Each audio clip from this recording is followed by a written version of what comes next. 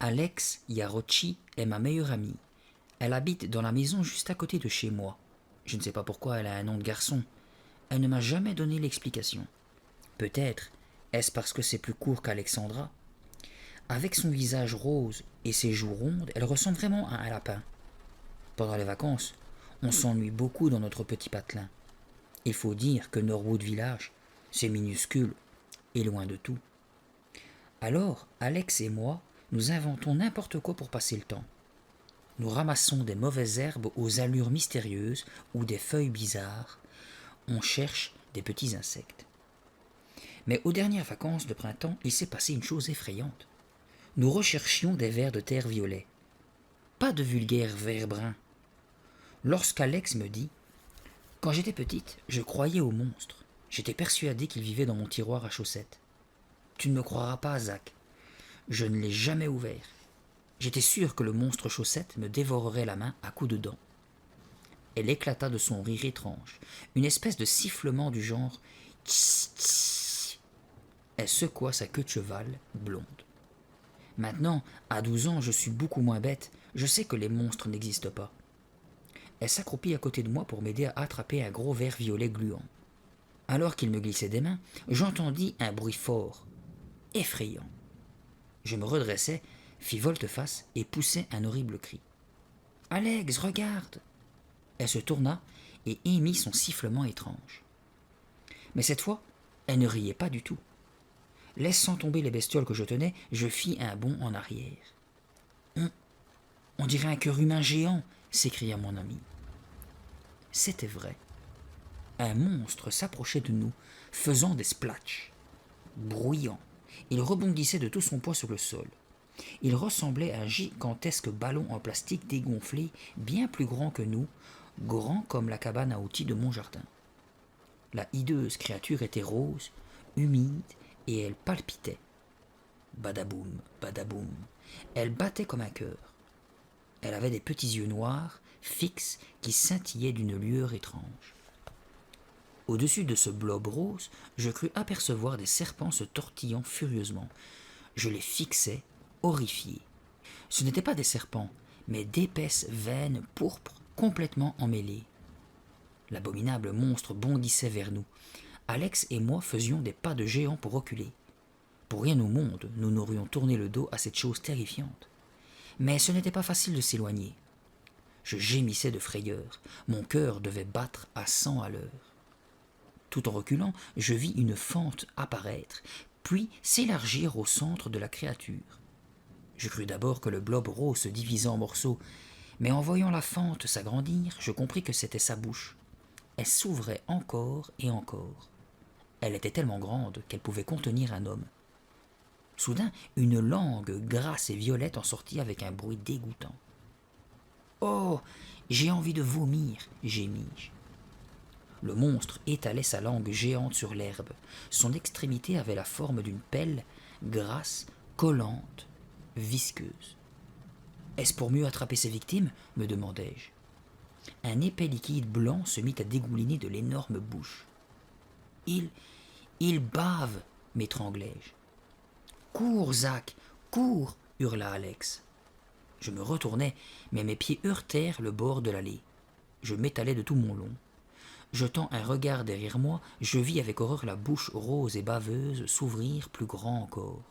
La langue me happa, s'entortilla autour de moi et m'attira dans un gouffre gluant. Alex me fixait bouche bée. « Arrête, Zach, c'est vraiment trop affreux. » Brandon grimaça en levant les yeux au ciel. Nous étions chez lui, entassés dans ce que les parents de mon copain appellent le living, une minuscule pièce avec un canapé et un meuble télé. « Affreux ? Ça, tu veux rire ? À côté de ça, l'histoire de Jeannot Lapin est à mourir de peur, » se moqua Brandon. Je fis un rouleau avec les feuilles sur lesquelles j'avais écrit mon histoire, et lui en flanquai un bon coup sur la tête. Brandon éclata de rire en faisant un bond de côté. « Mais si, insista Alex, l'histoire de Zach est terrifiante. Comment tu l'as appelée déjà ?»« L'aventure du blob, répondis-je. »« Waouh !» s'exclama Brandon, moqueur. « Tu as trouvé ça tout seul ?» Alex vola à mon secours. Elle fit un croche-pied à Brandon qui s'effondra de tout son long sur le canapé. Arrête de critiquer, marmonna-t-elle, les dents serrées. Je vais travailler jusqu'à minuit sur le roman de Monstre Blob. Je veux devenir écrivain. J'invente sans cesse des histoires à faire peur que je teste régulièrement sur mes deux amis. Leurs réactions sont toujours les mêmes. Alex aime toutes mes histoires. Elle les trouve épouvantables. Ça lui donne des cauchemars la nuit. Brandon, au contraire, affirme qu'elles ne font absolument pas peur. Il prétend pouvoir en écrire de bien meilleurs en moins de 5 minutes. Mais il ne le fait jamais. Brandon est une sorte de gros nounours. Potelé, les cheveux noirs et bouclés, il paraît sortir tout droit de Boucle d'Or et les Trois Ours. Il adore chahuter, se bagarrer, juste pour s'amuser. En fait, Brandon n'aime tout simplement pas lire mes romans. « Qu'est-ce que tu lui reproches à mon histoire ?» lui demandai-je. Nous étions tous trois serrés sur le canapé. « Bof, tes histoires ne me font ni chaud ni froid, c'est tout. Et celle-là, c'est pareil, » répliqua-t-il.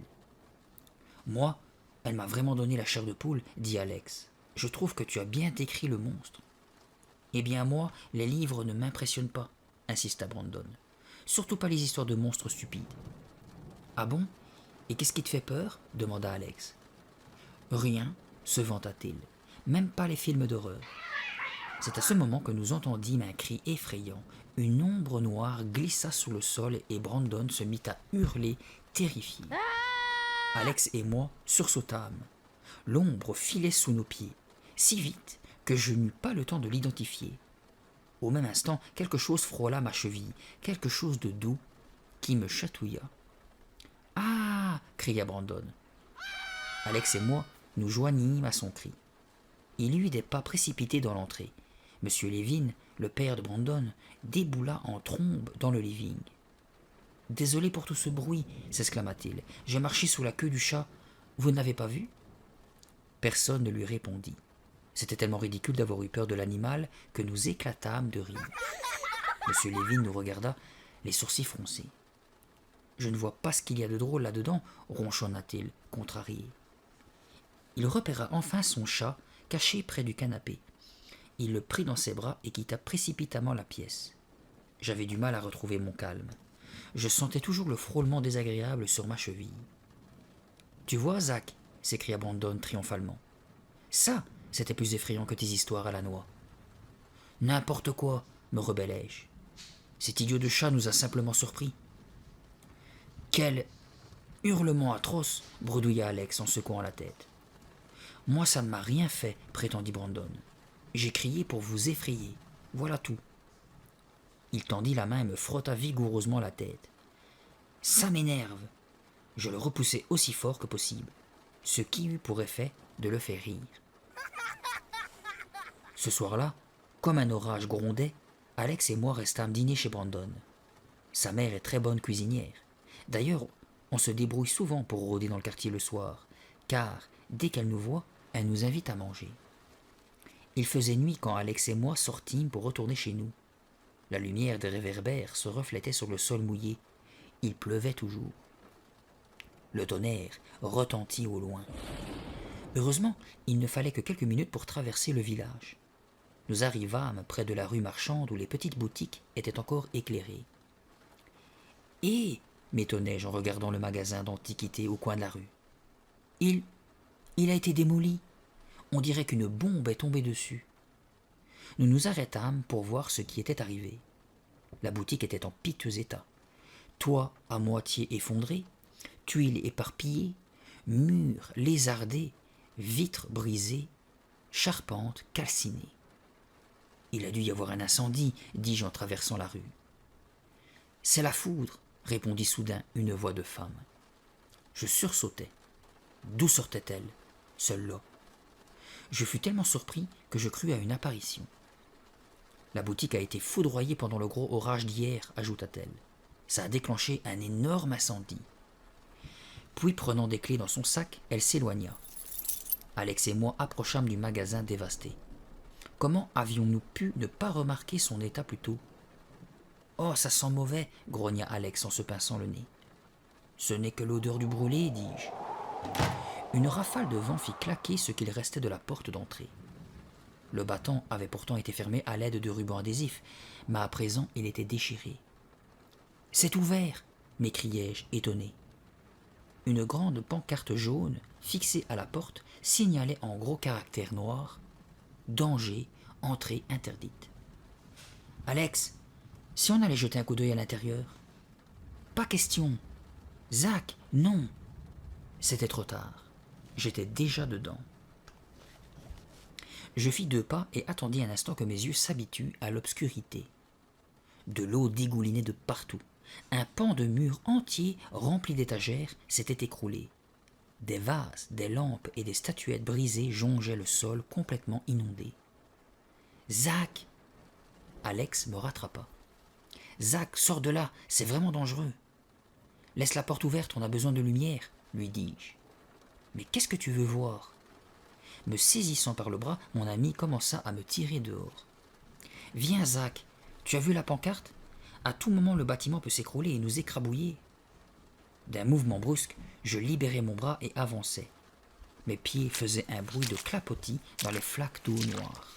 « Je veux juste jeter un coup d'œil, » expliquai-je. « C'est super !»« Non, c'est idiot !» Des vieux masques accrochés au mur nous fixaient de leurs yeux vides. D'autres, tombés par terre, ressemblaient à des petits sarcophages abandonnés. J'aperçus un canard en bois entamé par le feu, une horloge à moitié calcinée, noire de suie. Soudain, un craquement retentit au-dessus de nos têtes. Je sursautai. Alex hoqueta. En levant les yeux, je vis qu'un morceau du plafond menaçait de tomber. « Allez, viens, Zach !» Alex recula vers la porte, qui claqua brutalement, poussée par un grand coup de vent. De l'eau se mit à dégouliner du plafond et à couler sur moi. « Je te préviens, je pars sans toi, » menaça mon ami. « Attends, j'arrive. Je voulais juste voir ce qui s'était passé. Dépêche-toi. » Je suivis Alex qui s'approchait de la sortie, puis stoppait net, attiré par un objet bizarre posé sur une étagère. « Hé, Alex, regarde !» lançai-je en désignant une vieille machine à écrire. « Mon père en avait une comme ça quand j'étais petit. »« Ciao, je m'en vais, » dit-elle sans s'arrêter. « J'adore les vieilles machines à écrire, elles ne semblent pas abîmées. Laisse-moi jeter un coup d'œil, allez !» Sans attendre sa réponse, je me dirigeai vers l'étagère. Je me dressai sur la pointe des pieds et tendis la main vers le vieil objet. Aïe ! Une vive décharge me traversa de part en part, me coupant le souffle. Je hurlai de douleur. Près de moi, un craquement retentit. Sonné, je me pliai en deux quand une lumière violente d'un bleu intense m'enveloppa. Autour de moi, tout baignait dans du bleu. Je ne voyais que du bleu. Je flotte, pensai-je dans un état second, aussi léger qu'une plume. Je flotte dans le ciel bleu, si bleu. Puis tout devint blanc. Je ne sentais plus rien. J'étais paralysé. Je ne savais même plus si je respirais encore. J'essayais de parler, de crier. Rien à faire. Soudain le blanc s'assombrit et je me retrouvai dans le noir total, comme en plein milieu d'un tunnel. « Oh !» gémis-je. Les ténèbres m'entouraient. Je clignai des yeux, encore et encore, tentant désespérément de percer l'obscurité. « Zach ! Zach !» On m'appelait. C'était Alex. Elle répétait mon nom. Je toussautai et réussis à m'asseoir. Je ne savais plus où j'étais. « Zach, tu vas bien ?» me demanda Alex. Elle avait fait demi-tour et était penchée sur moi. Je secouai la tête pour chasser mes vertiges. J'avais des fourmis dans les jambes et dans les bras. Mes oreilles bourdonnaient. « Comment ai-je fait pour me retrouver par terre ?» demandai-je faiblement.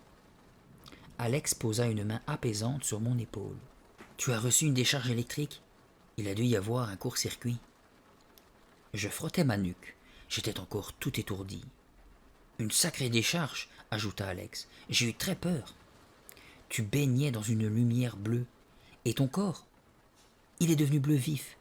C'était aveuglant. »« Waouh ! Tu as levé les mains, continua-t-elle. Puis tu t'es plié en deux et tu es tombé par terre. J'ai cru. » Elle baissa la voix. Les gouttes d'eau qui tombaient résonnaient dans le magasin. Je commençai à me sentir un peu mieux. Je me remis debout en tremblant. La vieille machine à écrire m'attirait toujours comme un aimant. « Zach, que fais-tu » Je m'avançai prudemment vers l'étagère. Cette fois, je pris soin de contourner la flaque d'eau qui était juste devant. Inspirant profondément, je me dressai sur la pointe des pieds, empoignai la vieille machine et la tirai à moi. Oh, elle pèse 1 tonne. C'est du métal massif. J'examinai la machine que je tenais enfin dans mes bras. Elle luisait dans la lumière des réverbères. Quel objet étrange! Les touches rondes du clavier se dressaient vers moi. C'est extraordinaire, Alex. Cette machine, elle doit être parfaite pour écrire des histoires effrayantes. Tu es devenu fou ou quoi? Cette décharge électrique t'a détraqué le cerveau, oui. Mais regarde-la, insistai-je. Elle est idéale. Parfaite. Agacé, Alex leva les yeux au ciel. Tu as un ordinateur tout neuf chez toi, me rappela-t-elle. Et ta mère t'a offert son imprimante laser. Tu t'en souviens? Je sais. Tu peux imprimer 10 pages à la minute. Alors pourquoi t'embarrasser de ce vieux machin grinçant? Je la veux, parce qu'elle est parfaite. Parfaite. Arrête de répéter ça, dit Alex sèchement. Est-ce que tu te sens bien au moins? La décharge a été terrible. Je vais appeler tes parents pour qu'ils viennent te chercher. Non, la rassurai-je, ça va. Je commençai à sentir le poids de la machine. Partons, dis-je. Je me dirigeai vers la porte, mais Alex se planta en travers de mon chemin. Tu ne peux pas la prendre. Tu ne peux pas te servir comme ça, gronda-t-elle. Elle ne t'appartient pas. C'est du vol, Zach. Je grimaçai. Alex, ne sois pas bête. Tout est fichu dans cette boutique. Tout va partir à la poubelle. Tu crois qu'ils vont s'occuper de... Je poussai un petit cri.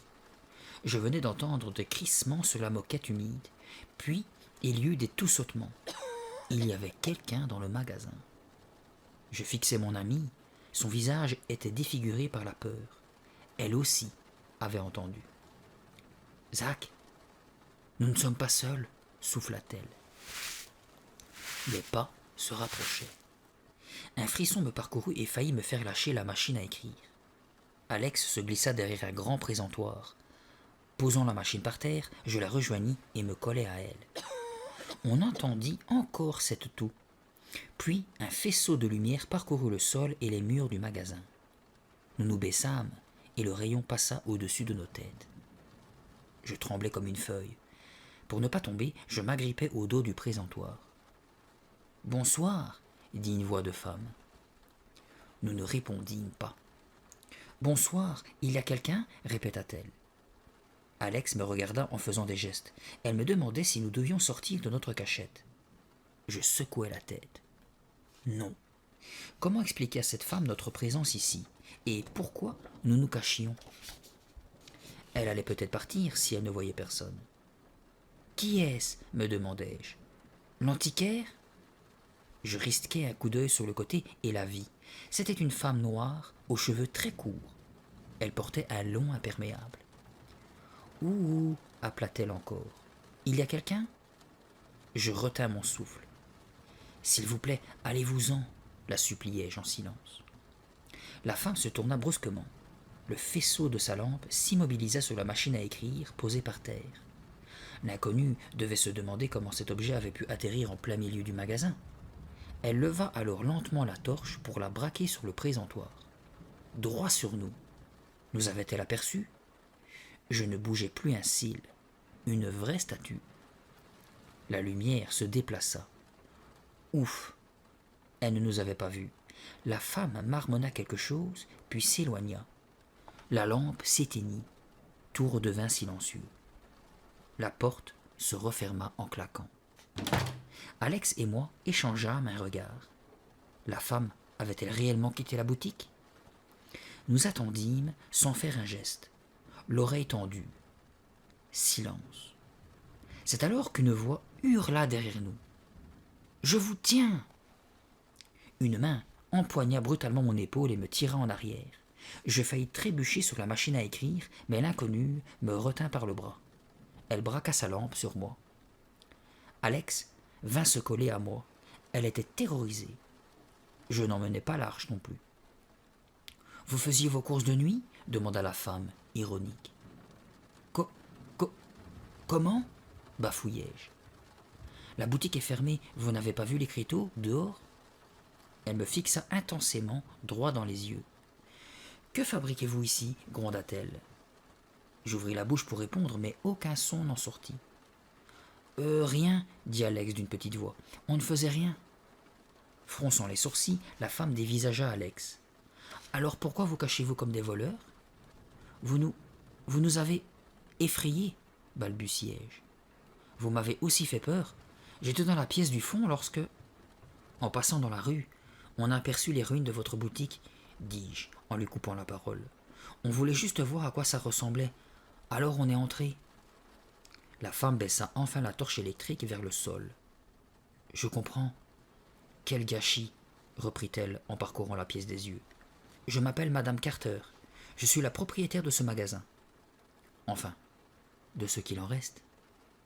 Nous sommes vraiment désolés, s'excusa Alex. Vous n'avez rien à faire ici. C'est très dangereux. Le plafond est en train de s'écrouler. Le sol est gorgé d'eau et certains câbles électriques sont coupés. J'espère au moins que vous n'avez touché à rien. Non, pas vraiment, répondit Alex. Enfin, juste cette vieille machine à écrire, avouai-je en regardant l'objet que je convoitais. C'est donc ça. Je me demandais ce qu'elle faisait là, dit Madame Carter. Pourquoi l'as-tu déplacée? Je l'aime bien. Elle me plaît. Elle est super. Zach écrit des histoires, enchaîna Alex. Des histoires qui font peur. La propriétaire laissa échapper un rire triste. Eh bien, tu pourras en écrire une à propos de cet endroit sinistre. Je suis certain de pouvoir écrire des histoires extraordinairement effrayantes grâce à cette vieille machine, m'excitai-je. Tu la veux? Demanda-t-elle gentiment. Oh oui, elle est à vendre? Combien coûte-t-elle? Prends-la, répondit-elle en faisant un geste vague vers la machine. Pardon? Avais bien-je entendu? Prends-la, répéta-t-elle. Elle est à toi, je te la donne. Vous êtes sérieuse, Madame Carter? M'écriai-je, excité. C'est vrai, je peux l'emporter? Elle hocha la tête. Merci, merci mille fois, m'exclamai-je en lui offrant mon plus beau sourire. Madame Carter se pencha pour ramasser quelque chose par terre. Tiens. Elle me tendit un très vieux stylo à plumes démodé. Il était lourd, noir et argenté. Ça aussi c'est pour moi? Demandai-je en examinant le stylo. Elle acquiesça de nouveau en me souriant. C'est mon offre spéciale. Tout doit disparaître avant la fermeture. On gagne un stylo avec chaque machine à écrire. Waouh! Madame Carter se dirigea vers la porte, qu'elle ouvrit. Allez, oust, fichez le camp tous les deux. L'endroit est vraiment dangereux. D'ailleurs, moi aussi, je m'en vais d'ici. Je pris la machine et suivis Alex. J'étais aux anges. Je remerciai encore Madame Carter en partant. Le trajet jusqu'à la maison me sembla interminable. Plus j'avançais, plus la machine me semblait lourde. Étrange, murmura Alex, lorsque nous atteignîmes enfin notre pâté de maison. Quoi? Demandai-je, essoufflé. J'avais l'impression que mes bras allaient se décrocher. La machine pesait 1 tonne. Qu'est-ce qu'il y a d'étrange? La façon dont elle t'a offert cette machine à écrire et ce stylo. Pourquoi?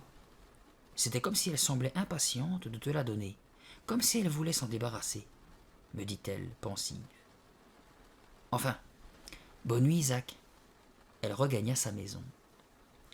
Mes genoux flageolaient tandis que je remontais mon allée. J'avais mal partout. Je luttais pour ne pas lâcher la machine. Qu'est-ce qu'elle va imaginer? Marmonnai-je en haussant les épaules. Si seulement j'avais cru Alex. Mais comment pouvais-je penser que cette vieille machine allait bouleverser ma vie? Essoufflé, les bras engourdis et douloureux, je poussai la porte d'entrée. Assis l'un à côté de l'autre sur le canapé du salon, papa et maman essayaient de venir à bout d'une grille de mots croisés. Mes parents adorent ça. Pourtant, ils sont assez mauvais en orthographe. En général, ils finissent par se bagarrer et par déchirer la grille en petits morceaux. Mais quelques jours après, ils remettent ça. Je me dirigeai vers ma chambre, chargé de mon lourd fardeau. Mes parents levèrent les yeux vers moi. « Qu'est-ce que c'est que ça ?» demanda maman. « Une machine à écrire, soufflai-je de mauvaise grâce. Je le vois bien, rouspéta-t-elle. Où l'as-tu donc trouvé? C'est une longue histoire. J'hésitais à la leur raconter. Attends, je viens t'aider, dit mon père. Il posa ses mots croisés. Oh, elle pèse une tonne, dit-il en la prenant.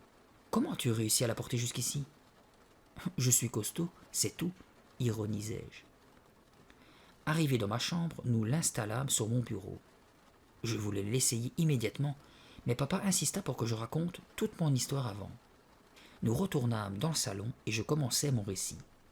Je parlais à mes parents de la foudre qui s'était abattue sur la boutique, de notre exploration, de Madame Carter. Je leur dis comment celle-ci m'avait offert la machine. Je passai sous silence la puissante décharge électrique qui m'avait terrassé. Mes parents sont du genre à s'angoisser facilement. Je n'allais pas en rajouter avec cette histoire. « Pourquoi as-tu besoin de cette vieillerie ?» demanda enfin maman, les sourcils froncés. « C'est complètement dépassé. On n'en trouve plus que chez les brocanteurs. Je veux écrire des histoires effrayantes avec cette vieillerie. Et ton nouvel ordinateur ?» s'inquiéta papa. « Sans compter l'imprimante laser que nous t'avons offerte. Mais je m'en servirai aussi, pour les devoirs de classe. Ne t'inquiète pas. » Maman leva les yeux au ciel. « Bientôt, tu écriras avec une plume d'oie et tu auras un encrier, comme au Moyen-Âge, soupira-t-elle. Mes parents éclatèrent de rire. Très drôle, marmonnai-je.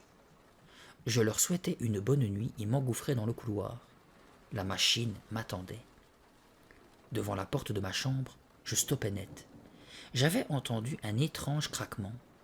Il semblait venir de l'intérieur. On aurait dit le crépitement d'un feu.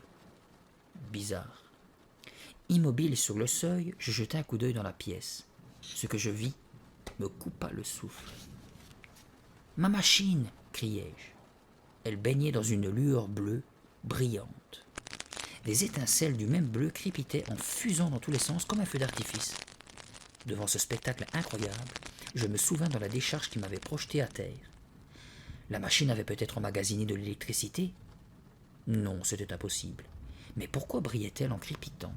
« Maman, papa !» appelai-je. « Venez, venez vite !» Ils ne répondirent pas. « Vite, venez voir, vous n'en croirez pas vos yeux !» hurlai-je en me précipitant dans le couloir. J'entrai en trombe dans le salon. Mes parents étaient concentrés sur leurs mots croisés. Papa se tourna vers moi. « Comment écris-tu, pèlerin ?» me demanda-t-il. « C'est une variété de faucon. »« Je m'en fiche, papa, viens vite. J'ai l'impression que la machine à écrire, elle va exploser. » À ces mots, mes parents se levèrent d'un bond et me suivirent. Je courus et m'arrêtai net sur le seuil de la chambre. « Regardez !» criai-je. Nous fixâmes tous trois la pièce. La machine à écrire en métal noir, avec son rouleau, ses rangées de touches rondes cerclées d'argent, trônait sur mon bureau. Il ne se passait rien. Absolument plus rien. Plus de courant électrique bleu, plus d'étincelles, ni de bourdonnement. C'était juste une vieille antiquité posée sur un bureau. « Tu te trouves drôle ?» bougonna papa en me lançant un regard noir. « Je me demande d'où te vient ce sens de l'humour, Zach, » dit maman en secouant la tête. « Pas de mon côté en tout cas. » Sans plus se soucier de moi, ils regagnèrent le salon. Je me dirigeai vers mon étrange machine. Avais-je rêvé? Je tendis une main et l'approchai des touches. À 2 centimètres d'elle, je suspendis mon geste. Ma main s'était mise à trembler. J'étais hypnotisé par cet objet massif, sombre, mystérieux. Tout doucement, j'avançai ma main. Si je le touchais, allait-il m'électrocuter? Alex referma brutalement la porte de son casier à l'école. Elle enfila son sac à dos et se tourna vers moi. « Alors, que s'est-il passé? La machine à écrire t'a réduit en bouillie ?» C'était la rentrée, les vacances étaient terminées. J'étais en train de raconter à mon ami cette folle histoire d'étincelles bleues. Alex était la seule personne au monde qui ne me prenait pas pour un fou. « Non, elle ne m'a pas réduit en bouillie. Quand je l'ai touchée, il ne s'est rien passé. J'ai appuyé sur quelques touches, tourné le rouleau. Rien. » Alex fronça les sourcils. « Rien ? » ?»« Rien. Tu m'as déjà raconté de meilleures histoires, me taquina-t-elle. La fin de celle-ci n'est vraiment pas terrible. Et si je me transformais en torche vivante, ça te plairait mieux? Plaisantai-je en me mettant à rire. Oh oui, Ça c'est génial, répondit-elle en riant à son tour. On était un peu en retard. La première sonnerie avait déjà retenti. Je vais continuer l'histoire du blob, dis-je. J'ai un tas de nouvelles idées. Je suis impatient de me remettre au travail. Alex me dévisagea. Sur la vieille machine à écrire? Je hochai la tête. Je vais ajouter quelques paragraphes à l'aventure du blob et la rendre plus épouvantable encore.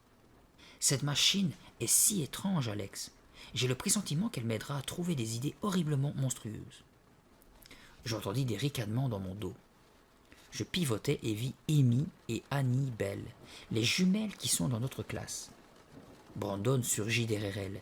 Il me colla un coup de poing sur l'épaule, si fort qu'il m'envoya valser contre les casiers. Amy et Annie sont de très bonnes amies de Brandon. Alex et moi, on ne les aime pas beaucoup.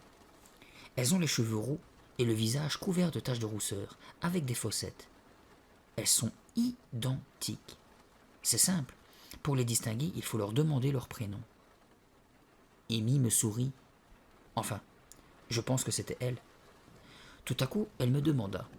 « Tu crois vraiment aux monstres, Zach ?» Les jumelles se mirent à nouveau à rire, comme si Amy venait de raconter une bonne blague. « Peut-être bien, répondis-je, mais ce ne sont pas les vrais monstres qui m'intéressent. Ceux qui m'intéressent, ce sont les monstres que j'invente dans mes histoires. » Puis, j'ajoutai méchamment. « De toute façon, vous ne les connaîtrez pas puisque vous ne savez pas lire. »« Espèce de gros malin !» s'écrièrent-elles en chœur. « Comme il est drôle !» commenta Brandon. « Je n'ai jamais entendu une blague aussi nulle, mon pauvre Zach. »« Brandon pense que tu crois aux monstres, intervint Annie. Il dit même que tu es persuadé qu'il y en a un caché sous ton lit. »« Ce n'est pas vrai !» criai-je. Elles repartirent dans un fou rire. « Brandon est un menteur !» me rebellai-je. Je bondis vers lui. Malheureusement, il m'échappa. « Zach voit des monstres partout, chantonna-t-il. Il n'ose pas ouvrir son casier parce qu'il s'imagine qu'un monstre va lui bondir dessus. » Les jumelles et Brandon s'esclaffèrent comme des crétins. « Fichez-moi la paix !» grondai-je en me détournant. « On va être en retard. » Je m'agenouillai pour ouvrir mon casier et sortir mes livres. Un éclair blanc en jaillit. Je hurlai. Un autre éclair passa devant moi. Je faillis m'étrangler. Quelque chose s'accrochait à mes cheveux. Quelque chose de vivant. Je me débattis, levai les mains pour arracher cette créature de ma tête et sentis des griffes s'enfoncer dans mes cheveux. « Au secours !» hurlai-je. « Aidez-moi !» La créature courait sur mon crâne. Elle se faufila sous ma chemise. C'était une bête, monstrueuse.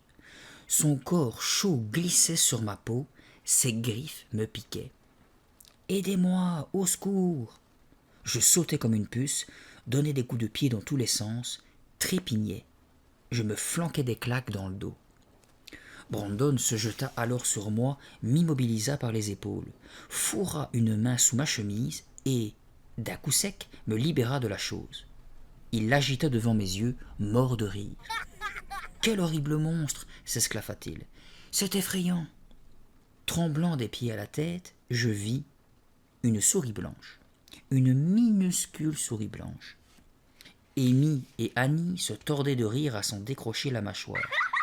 Même Alex riait. Ma meilleure amie se moquait de moi. « Zach, tu vois des monstres partout !» s'exclama Annie.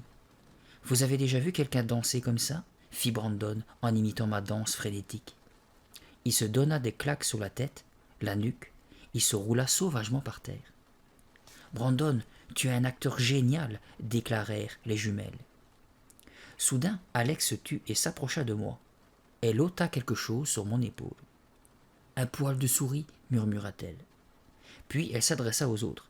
« Laissons-le tranquille. Un jour, il deviendra un célèbre écrivain de romans d'épouvante. »« Un jour, il sera un célèbre trouillard, oui, » corrigea Annie. « Ouais, le célèbre écrivain de romans d'horreur qui a peur des souris, » renchérit Brandon. Je fus sauvé par Amy qui jeta un œil à sa montre et poussa un petit cri. « On est en retard !» Elle se précipita avec sa sœur dans le couloir. Glissant la souris dans sa poche, Brandon les suivit en courant. Je m'accroupis pour récupérer mes livres. Je tendis prudemment la main vers mon casier. « Tu vas bien, Zach ?» me demanda Alex. « Va-t'en !» répondis-je sèchement. Qu'est-ce que j'ai fait? Va-t'en, c'est tout, grondai-je, furieux. Je ne voulais pas d'Alex près de moi. Je voulais être seul. J'avais honte d'être passé pour un parfait crétin. Pourquoi une petite bestiole m'avait-elle effrayé à ce point? Pourquoi m'étais-je donné en spectacle? Parce que j'étais un parfait trouillard? J'étais nul. Je rangeai les livres dans mon sac à dos et aperçus Alex, appuyée contre le mur. Elle restait là, à m'attendre. Je t'ai dit de me laisser tranquille, lui répétai-je, toujours en colère.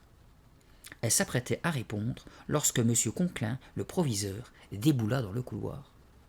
Grand et maigre comme un clou, il a un visage rouge et étroit, et d'immenses oreilles qui ressemblaient à celles de Mickey.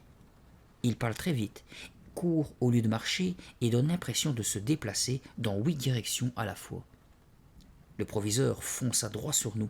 Il fusilla Alex du regard et demanda: « Qui a libéré les souris du labo ?»« Elles étaient dans le casier de Zach, mais... » Avant même qu'Alex ne puisse terminer sa phrase, M. Conclin tourna vers moi son visage défiguré par la colère. « Zach, va dans mon bureau, ordonna-t-il, immédiatement.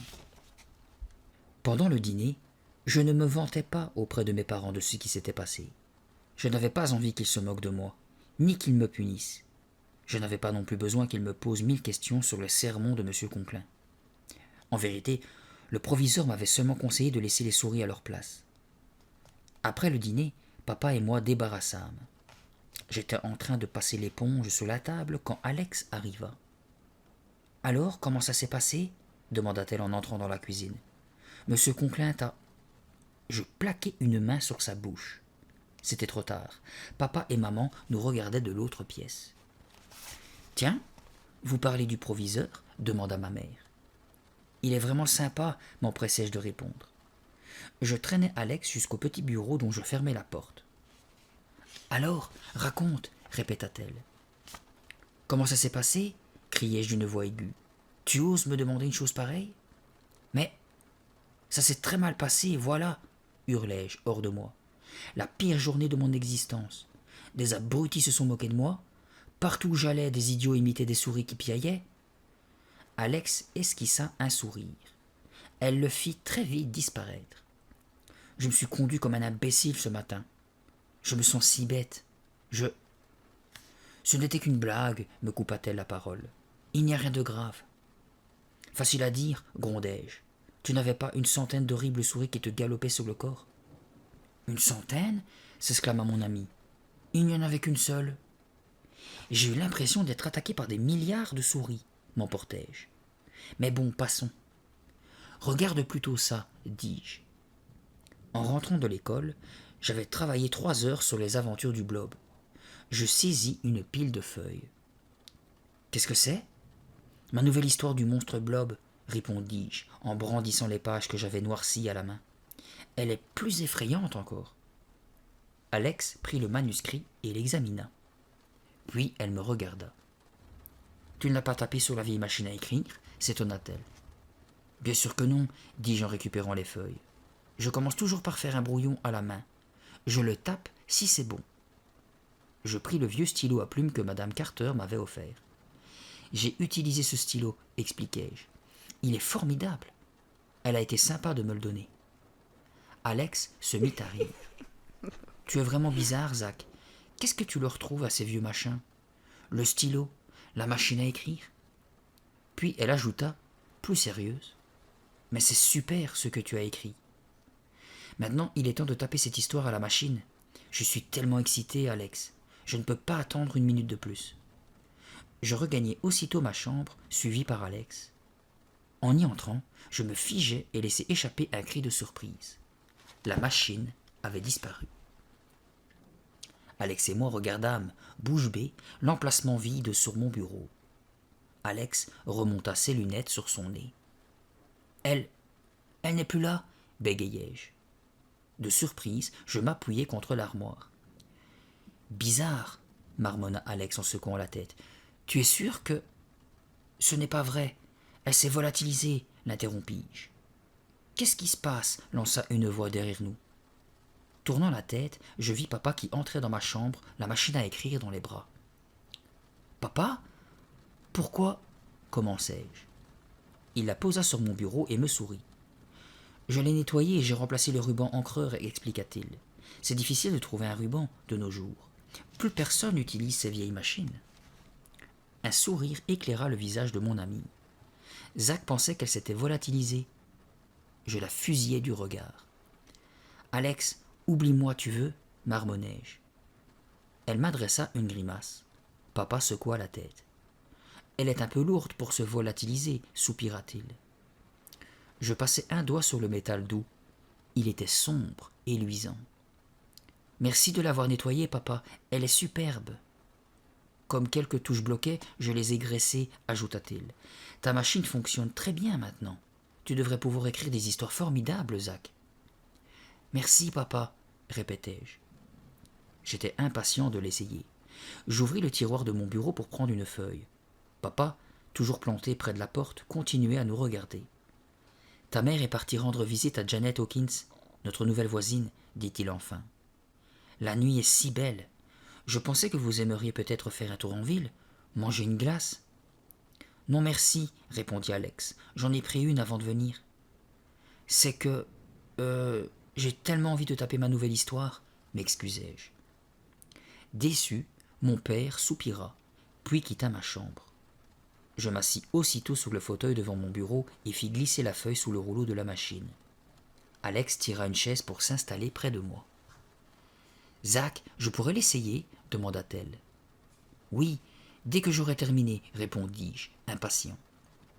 J'avais envie de taper immédiatement mon histoire. Après un rapide regard sur le clavier, je me mis au travail. Il fallait appuyer très fort sur les touches. C'était différent de mon clavier d'ordinateur. Je tapais les premiers mots. C'était une nuit sombre, une nuit d'orage. « Hé !» m'exclamai-je, quand un éclair fulgurant brilla à travers la fenêtre de ma chambre. Il se mit à pleuvoir des cordes. Le puissant rugissement du tonnerre secoua bientôt la maison. Soudain, les lumières s'éteignirent. Nous nous retrouvâmes dans le noir. « Zach ?» demanda Alex d'une petite voix. « Zach ! Zach, tu vas bien ?»« Ça va, Alex, ça va. » Alex est la seule personne sur Terre à savoir que j'ai peur du noir, presque autant que des souris. En fait, un tas de choses m'effraient. J'ai peur des gros chiens, de descendre à la cave quand je suis seul à la maison, de sauter dans le grand bain à la piscine. Mais Alex ne sait pas tout ça. Heureusement, car c'est plutôt embarrassant de passer pour un trouillard. Pourquoi écrire des histoires horribles si j'ai peur de tant de choses ? Mystère. En tout cas, je sais exactement ce qu'on ressent quand on est terrifié. Les lumières se sont éteintes si brusquement, souffla Alex. Elle se pencha en avant pour regarder à travers la fenêtre. Des bourrasques secouaient les volets, des éclairs déchiraient le ciel. Cloué sur le fauteuil, je m'accrochai fermement aux accoudoirs. « Je suis heureux que Brandon ne soit pas là, » réussis-je à dire. « Il se serait moqué de moi. »« Mais tu n'as rien à craindre ici. » Le fracas du tonnerre me fit sursauter. « Je ne sais pas, avouai-je. » Malgré le bruit de l'orage, je crus percevoir des bruits de pas dans l'allée, dehors. Le tonnerre retentit de nouveau. C'était impressionnant. Je détournai la tête de la fenêtre. Le bruit de pas résonnait maintenant dans la maison. « Qui est là ?» demandai-je, effrayé par l'obscurité qui régnait partout. Un éclat de lumière jaune éclaira le couloir, puis une ombre apparut sur le mur. Ouf, c'était papa. C'est quand même bizarre, ce changement de temps, dit-il. Il tenait une bougie dans chaque main. Les flammes vacillèrent. D'où vient cet orage, continua-t-il. Papa posa les bougeoirs de chaque côté de la machine à écrire. Ça va, Zach ? J'avais oublié que lui aussi connaissait ma peur du noir. Oui, oui, répondis-je. Merci pour les bougies, papa. Il y a quelques minutes, le ciel était clair, reprit-il. Je n'arrive pas à croire qu'un orage d'une telle violence puisse éclater si vite. Ouais, c'est étrange, acquiesçai-je. Nous regardâmes par la fenêtre. Comme des rayons d'argent, des éclairs illuminaient le jardin. Je vais appeler ta mère et lui dire d'attendre la fin de la tempête pour entrer à la maison. Papa me tapota dans le dos et se dirigea vers la porte. Prends une bougie, lui proposai-je. Non, je trouverai mon chemin, je vais chercher la lampe électrique à la cave. Le couloir obscur l'engloutit. « Qu'est-ce que tu vas faire maintenant » demanda Alex. La lumière des flammes teintait son visage d'orange. Ses yeux luisaient comme ceux d'un chat. Je me tournai vers ma machine. « Ce serait une bonne idée d'écrire mon roman à la lueur des chandelles, dis-je, enthousiaste. Je parie que les célèbres écrivains d'histoires d'horreur s'éclairent comme ça. Super, s'exclama Alex. Allons-y. Je rapprochai les bougies de la machine. Leur lueur jaune tremblait sur les touches noires et brillantes. Je repris le cours de mon histoire. Je relus la première phrase. C'était une nuit sombre, une nuit d'orage. Et je tapai la phrase suivante. Le vent gémissait tel un mourant. Un cliquetis me fit sursauter. « Qu'est-ce que c'est » m'étranglai-je. « La fenêtre » répondit Alex. Dehors, un vent puissant faisait claquer un volet.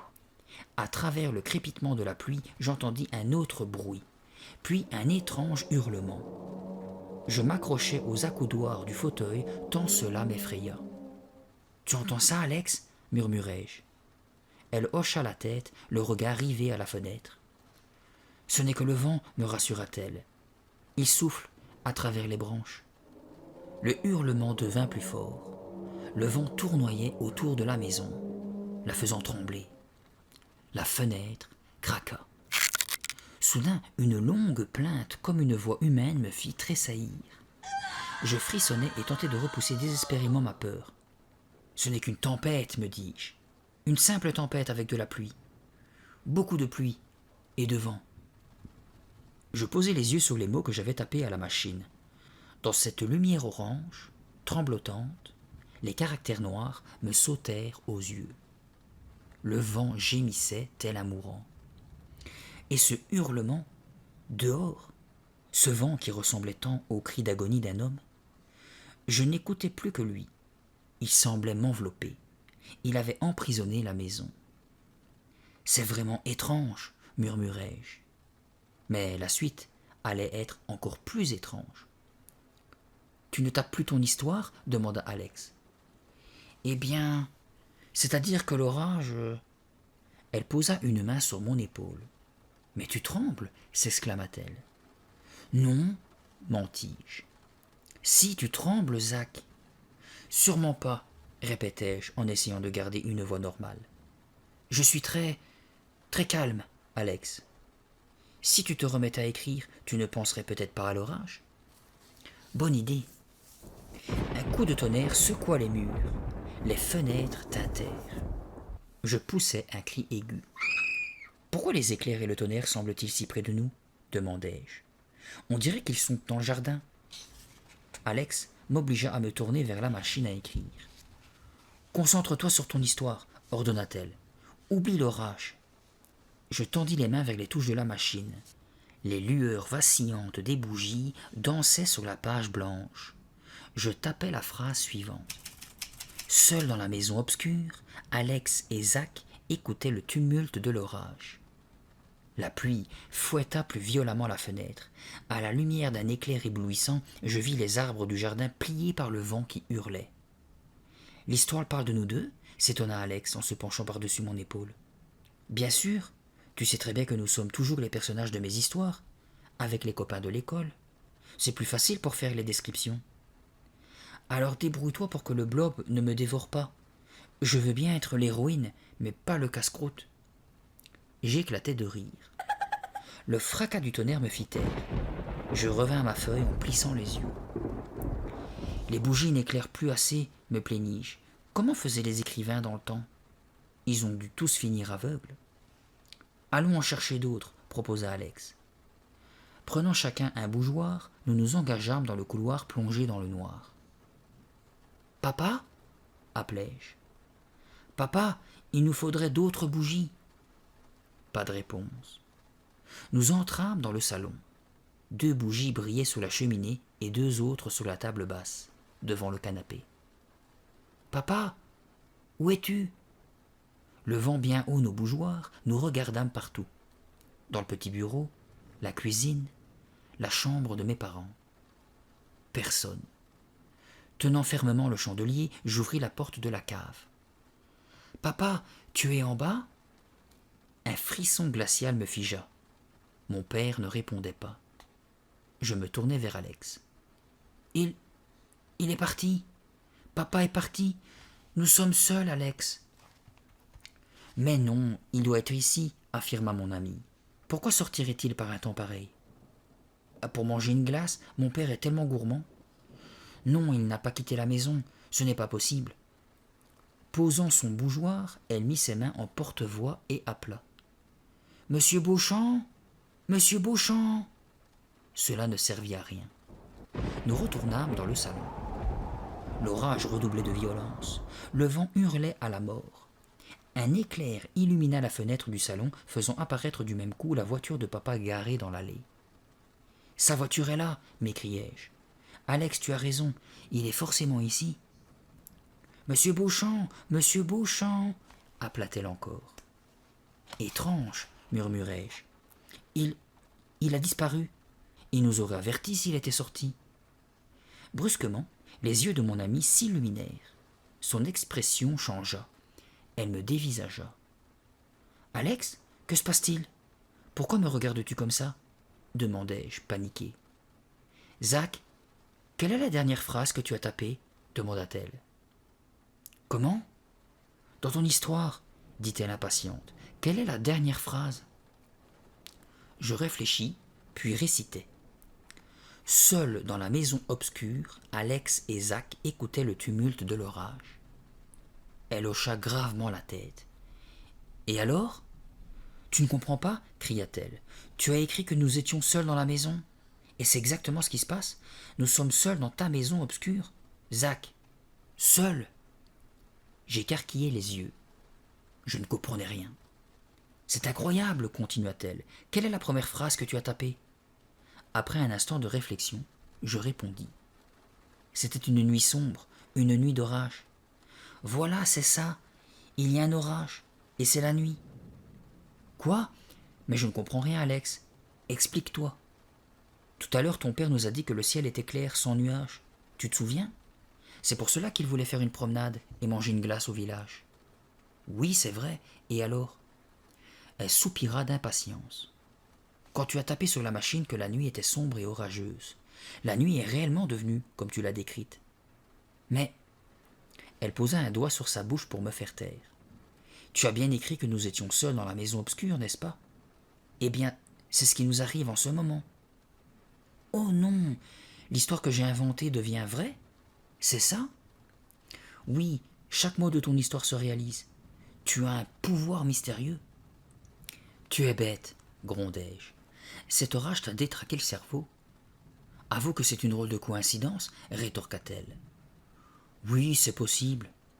Saisissant un chandelier posé sur la cheminée, je quittai la pièce. Alex me suivit. Sérieusement, Zach, écoute-moi. Ton père disparaît sans aucune raison et tu n'as pas d'explication. Sur le mur du couloir, nos ombres tordues par la lumière vacillante des flammes s'étiraient comme des fantômes torturés. J'entrai dans ma chambre en espérant de toutes mes forces que l'électricité reviendrait vite. Papa n'a pas disparu. Il est sorti, répondis-je en soupirant. Tu as lu trop d'histoires. Simplement parce que j'ai tapé qu'un orage a. Essayons quand même, me coupa-t-elle. Essayez quoi ? Mon ami me traîna jusqu'au fauteuil et m'obligea à m'asseoir. Et attention, protestai-je, j'ai failli faire tomber les bougies. Tape quelque chose, ordonna-t-elle. Tape n'importe quoi, Zach, on verra bien si ça se réalise. Tandis que l'orage continuait à se déchaîner, je me penchai pour relire mon texte. Une nuit d'orage, seul dans la maison. Alex avait raison. Tout ce que j'avais écrit se réalisait. Mais c'était quand même absurde. Tape, ordonna-t-elle.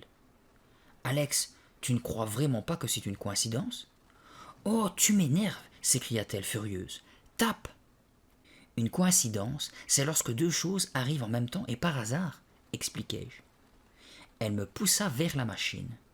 Prouve-le-moi alors, tape une nouvelle phrase, Zach, on verra bien ce qui va se passer. Puis elle ajouta, mais peut-être que tu es un trouillard ? Bon, d'accord, bougonnai-je, je vais te montrer à quel point tu es stupide. Un coup retentit à la porte d'entrée, ajoutai-je sous la page. Reposant les mains sur mes genoux, je m'adossai au fauteuil et attendis. C'est alors qu'un coup retentit à la porte d'entrée. Je cessai de respirer. Alex cria.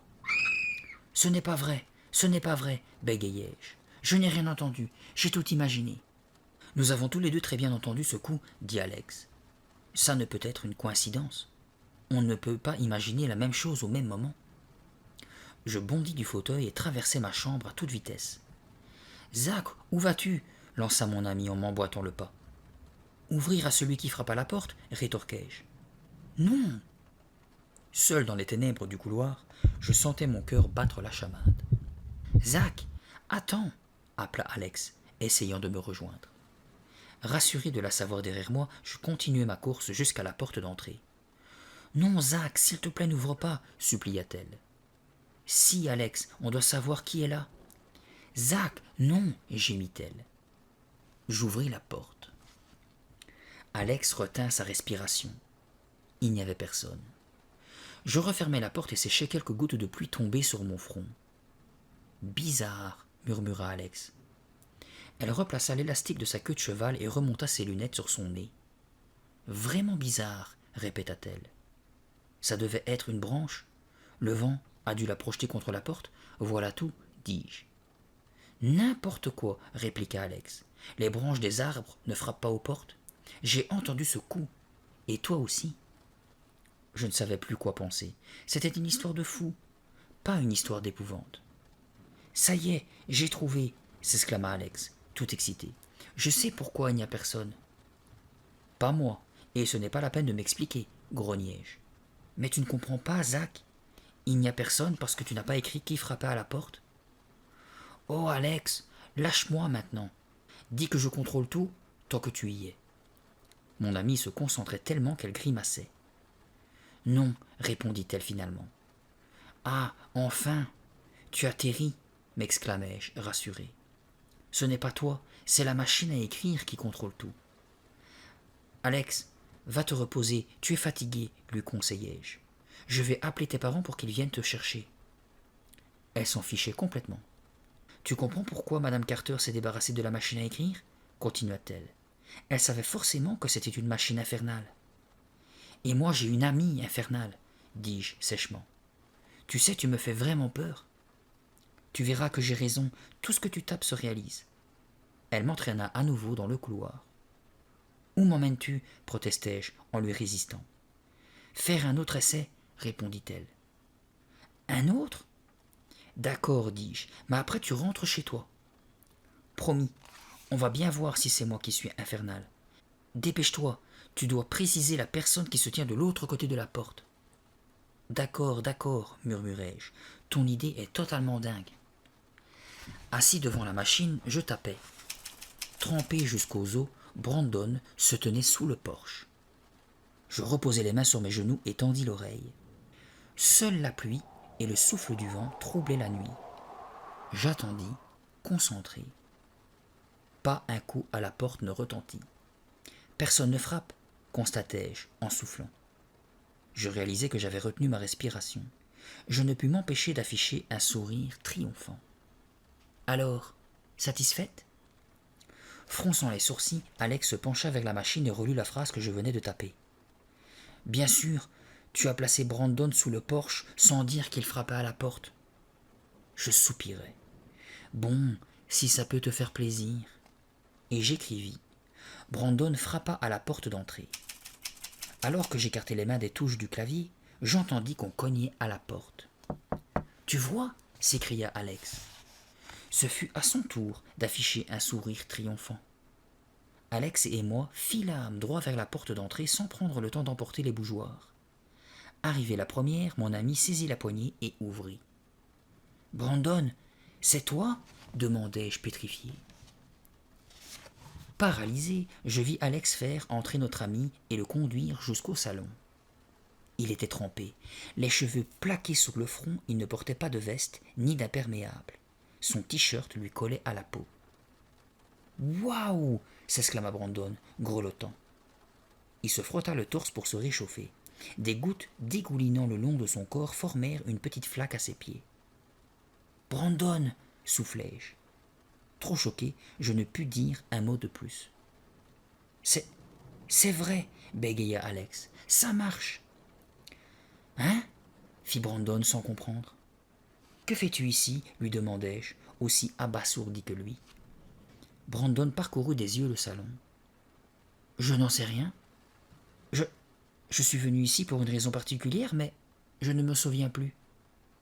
C'est Zach qui t'a fait venir ici, expliqua Alex. Brandon secoua la tête, s'ébrouant comme un chien, puis fixa Alex. Quoi? fit-il. Alex le regarda un instant, pensive. Est-ce que tu es resté un moment sous le porche avant de frapper à la porte? Ouais, répondit-il, je ne sais pas pourquoi. Je suis simplement resté là. Comment as-tu deviné? Alex me sourit. Tu vois, Zach, j'avais raison, triompha-t-elle. Je fus soudain pris de vertige. Oui, tu as raison, marmonnai-je. La vieille machine à écrire était infernale. Tout ce que j'écrivais devenait réalité. Est-ce que vous allez me dire ce qui se passe? S'énerva Brandon. Il n'y a plus de courant ici. C'est l'orage, expliquai-je. Suis-moi, Brandon. J'allai vers ma chambre et, en route, attrapai une serviette de bain dans le placard. Brandon s'essuyait tout en me suivant. Je brûlais d'impatience de lui parler de cette incroyable machine à écrire. Tu ne vas pas en croire tes yeux, lui dis-je. Une fois arrivés devant l'objet maléfique, Alex et moi lui racontâmes toute l'histoire. Lorsque nous eûmes terminé, Brandon éclata de rire. Très drôle, déclara-t-il. Je sais que tu veux te venger parce que j'ai mis des souris dans ton casier, Zach, et que tu es vexé. Posant une main humide sur mon épaule, il reprit. Excuse-moi, mais je ne croirais jamais à une histoire aussi stupide. Impossible. Zach a les moyens de te convaincre. Et tout de suite, intervint Alex. Brandon ricana de plus belle en levant les yeux au ciel. Ce n'est pas une blague, insistai-je. Approche-toi, Brandon, et regarde. Installé dans le fauteuil et devant la machine à écrire, je tapai rapidement la phrase suivante de mon histoire. L'orage cessa subitement, tout devint calme, trop calme. Brandon et Alex jetèrent un coup d'œil à la feuille du papier. Me levant d'un bond, je poussai Brandon jusqu'à la fenêtre. « Regarde maintenant, lui dis-je. » Nous nous collâmes le nez au carreau. « Ouais » m'écriai-je en brandissant les poings. « Ouais » Il ne pleuvait plus. Je me faufilai entre mes deux amis et ouvris grand la fenêtre. « Écoutez, on n'entend plus le tonnerre. » Nous tendîmes l'oreille. Pas un bruit, pas même le ruissellement de la pluie qui tombe des arbres, pas un souffle de vent, ajoutai-je triomphalement. « Génial !» s'exclama joyeusement Alex en me tapant dans le dos. « Alors, Brandon » m'écriai-je. Il s'éloigna de la fenêtre. « Eh ben quoi ?» fit-il, sceptique. « La pluie s'est arrêtée, et alors ?»« Mais, bredouillai-je en pointant du doigt la machine à écrire. « Vous avez complètement perdu la tête, mes pauvres, pouffa de rire Brandon. Vous pensez réellement que vous avez arrêté la pluie? Vous êtes dingue, oui. Brandon se remit à rire. J'avais envie de le gifler. La chose la plus incroyable, la plus fabuleuse de l'histoire de l'humanité venait de se dérouler sous ses yeux, et il ne la prenait pas au sérieux. Je le saisis brusquement par le bras. « Viens, dis-je énervé, je vais te donner une autre preuve. Regarde. » Sans même m'asseoir, je m'apprêtais à poser les doigts sur le clavier quand Alex me tira en arrière. « Qu'est-ce que tu fais » m'emportai-je. J'allais me remettre à taper quand elle me traîna de force dans le couloir. « Brandon ne nous croira pas, Zach, chuchota-t-elle. Tu peux lui donner 100 preuves que ça ne changera rien. »« Non, il va... » »« Rien du tout, coupa-t-elle. « Essaye, tape Brandon à 2 têtes. Ces 2 têtes ne te croiront pas pour autant. » Je devais réfléchir. « Laisse-moi taper une phrase, une seule phrase, Alex. Quand il verra que ce que j'écris devient réel, il changera d'avis. J'en suis sûr. Il ne prendra plus tout ça pour une mauvaise blague. » Elle haussa les épaules. « Vas-y, mais ça ne changera rien. Il est persuadé que tu essaies de te venger à cause des souris. »« Encore un essai, implorai-je. Je jetai en même temps un coup d'œil dans ma chambre. « Brandon, non, arrête !» hurlai-je. Notre ami nous tournait le dos, mais je voyais qu'il était penché sur la machine à écrire. « Brandon, arrête !» Nous fonçâmes sur lui. Brusquement, il se retourna avec un grand sourire. « Je dois filer, s'exclama-t-il. Il passa devant nous à toute vitesse en lançant À bientôt, bande d'andouilles et disparut dans le couloir. Je me cognai au bureau, le cœur battant, et fixai la machine à écrire. Qu'avait-il tapé? J'entendis la porte d'entrée claquer. Brandon avait quitté la maison. Une seule chose m'obsédait, savoir ce qu'il avait tapé sur ma vieille machine à écrire. D'un coup sec, je tirai la feuille du rouleau et l'approchai d'une bougie. « Attention, Zach, tu vas la brûler, me dit Alex. J'éloignai la feuille. La lumière orange vacillait sur la page blanche. Ma main tremblait tellement que j'avais du mal à lire. « Alors ?» demanda Alex, impatiente. Il... Alex m'arracha le papier des mains et lut à haute voix. Caché dans la cave de Zach, le monstre blob attendait de la chair fraîche. « Quel idiot !» hurlai-je en rage. « Je n'y crois pas, je n'y crois pas. Pourquoi a-t-il tapé ça sur mon histoire ?» Alex fixait la feuille, consternée.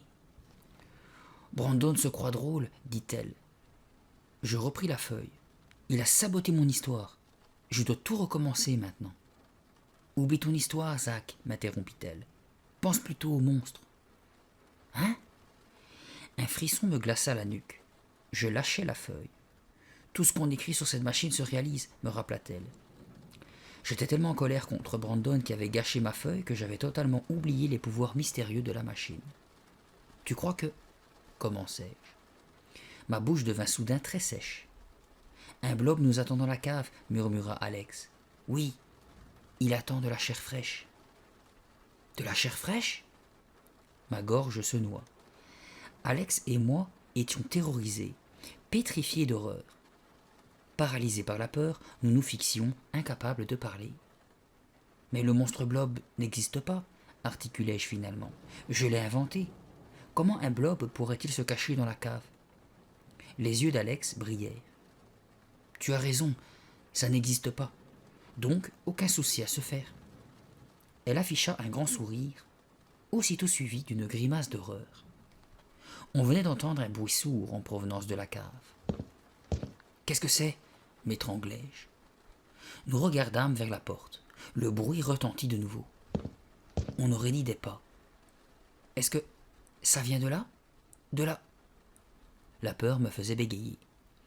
Alex comprit ce que je voulais dire. Elle hocha la tête. « Oui, de la cave, murmura-t-elle. » Je pris une bougie, la main tremblante, et me dirigeai vers le couloir, suivi de près par mon ami. Nous nous arrêtâmes net. Les bruits se firent plus forts. Je pris une profonde inspiration et m'approchai de la porte de la cave. Alex, les yeux écarquillés d'effroi, plaqua ses mains sur son visage.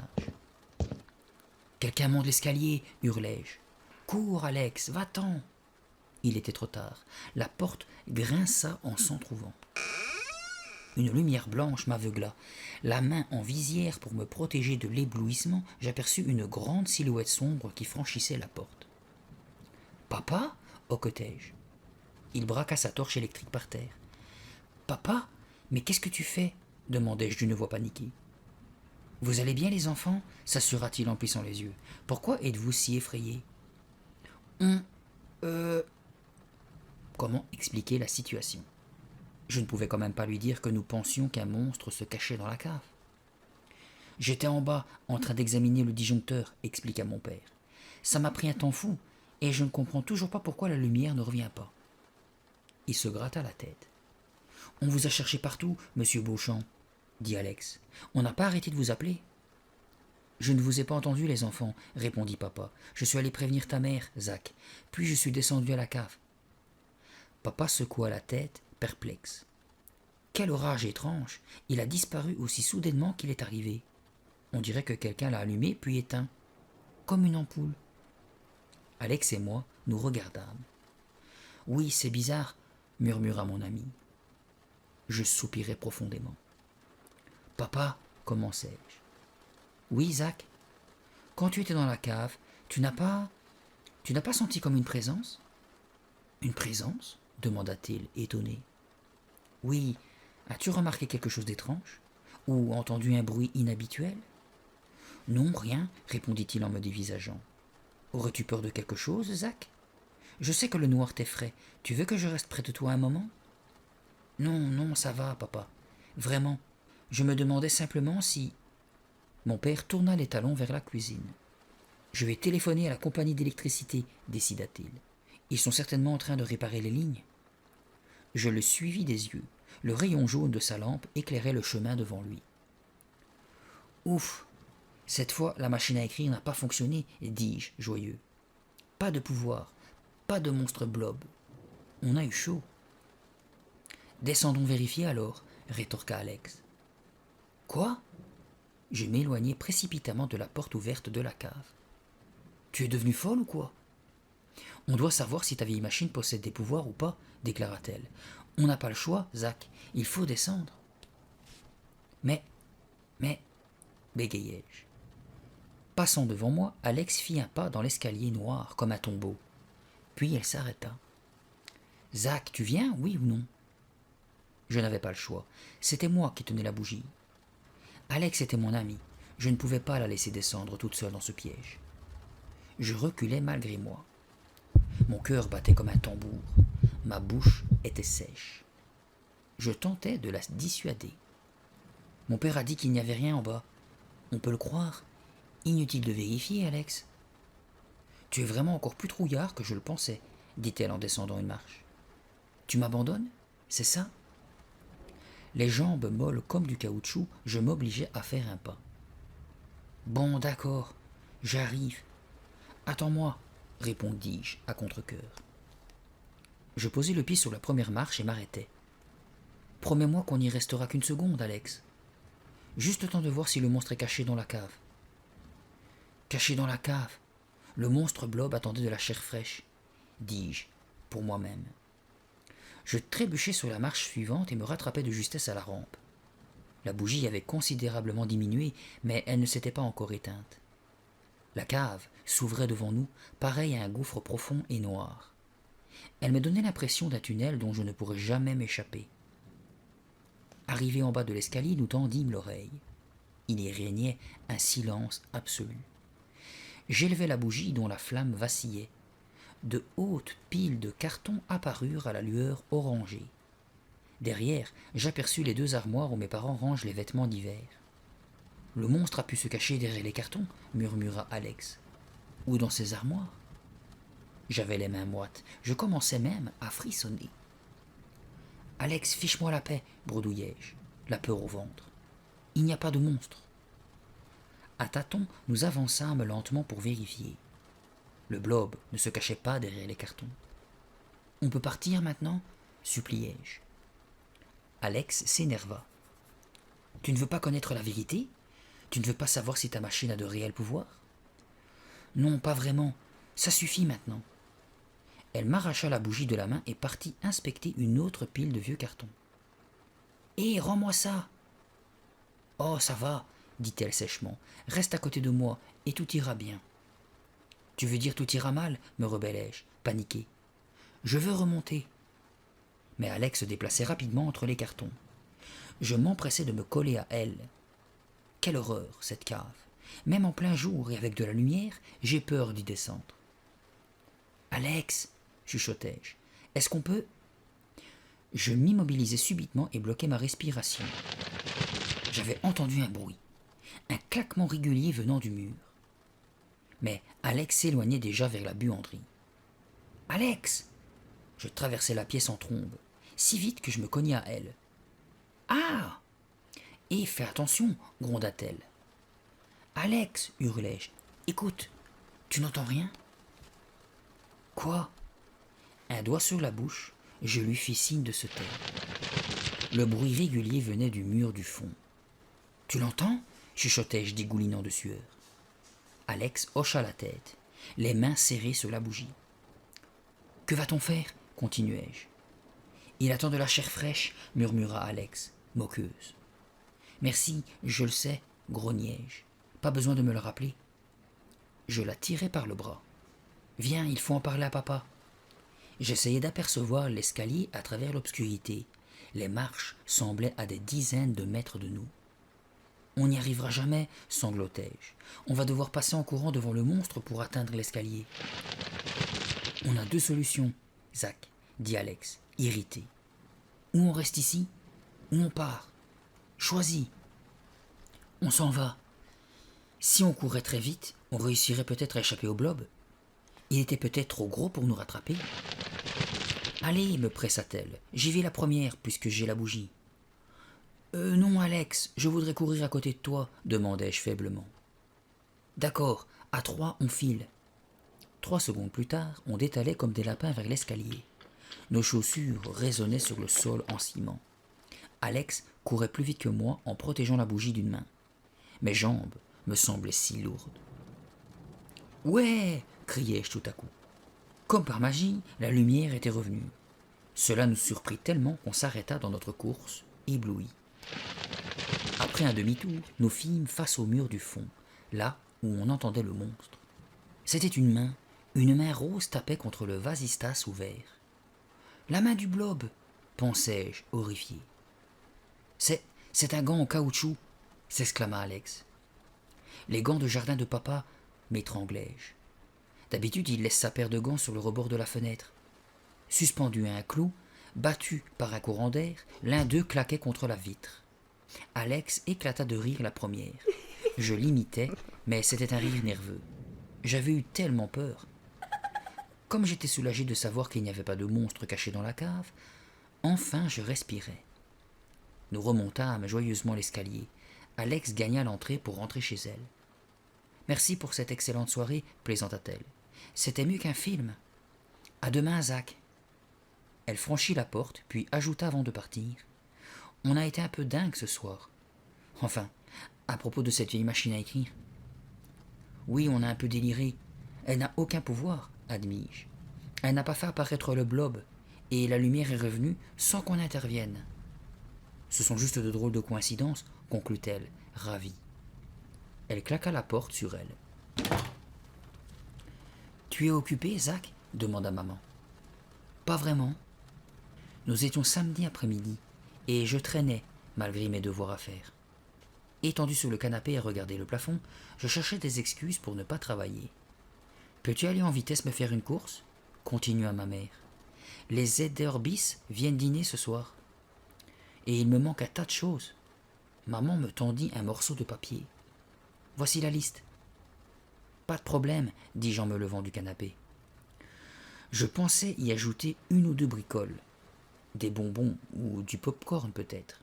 « Prends ton vélo, Zach. Je suis pressée, lança-t-elle. Et ne t'arrête pas en route, d'accord ? » « Oui, maman. » Je rangeai la liste dans la poche de mon jean et allai chercher mon vélo. Dehors, le soleil était éclatant, l'air chaud et sec. On se serait cru en été plutôt qu'au printemps. Quelques minutes plus tard, je garai mon vélo contre le mur en briques du magasin, chez Jack. La clochette de la porte tinta quand j'entrai. Madame Jack était à sa place habituelle, près de la caisse enregistreuse. Très grosse, la patronne de la boutique a au moins 3 doubles mentons. Ses cheveux sont blond platine et elle badigeonne ses lèvres de rouge vif. Elle porte toujours d'énormes boucles d'oreilles. Madame Jack est gentille avec tout le monde, sauf avec les enfants. Elle les hait, persuadée qu'ils viennent pour la voler. Elle nous suit comme un gros chien dès qu'on franchit le seuil de sa boutique. Je fermai la porte derrière moi et sortis la liste des courses de ma poche. Accoudée au comptoir, la marchande leva lentement les yeux du journal étalé devant elle. Elle me toisa d'un regard méprisant.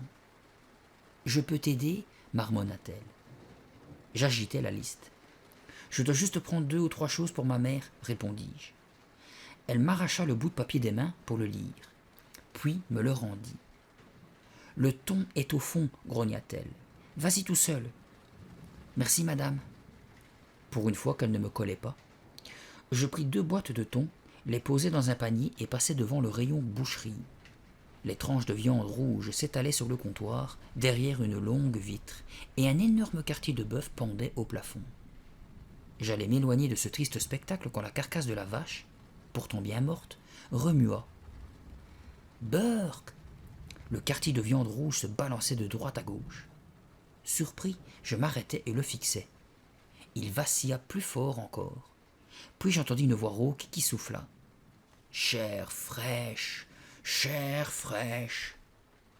Je poussai un petit cri de frayeur. Le quartier de bœuf se balançait lentement d'avant en arrière. Chair fraîche, répétait le murmure d'une voix râpeuse. Chair fraîche. Non, criai-je, horrifié. Je lâchai le panier et reculai. Je poussai un autre hurlement lorsque Brandon surgit comme un diable dans l'allée. Chair fraîche, murmura-t-il. Puis il éclata de rire. Annie et Amy, les jumelles, apparurent à leur tour. Elles pouffaient, au bord de l'asphyxie. Comme il est drôle, s'exclama Annie, ironique. Zach, tu es rouge comme une tomate, fit sa sœur. Mon visage était bouillant, une vraie marmite. J'avais tellement honte. Comment avais-je pu tomber dans un piège aussi stupide? À présent, ils allaient raconter à tout le monde que mes nerfs avaient lâché devant un morceau de viande. Qu'est-ce que vous faites ici? M'énervai-je.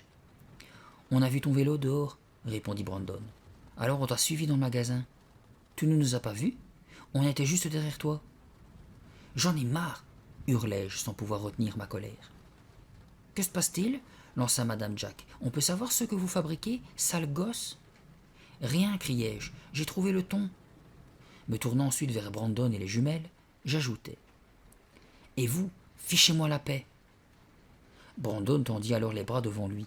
Il se mit à marcher comme un somnambule, les jambes raides, dans l'allée du magasin.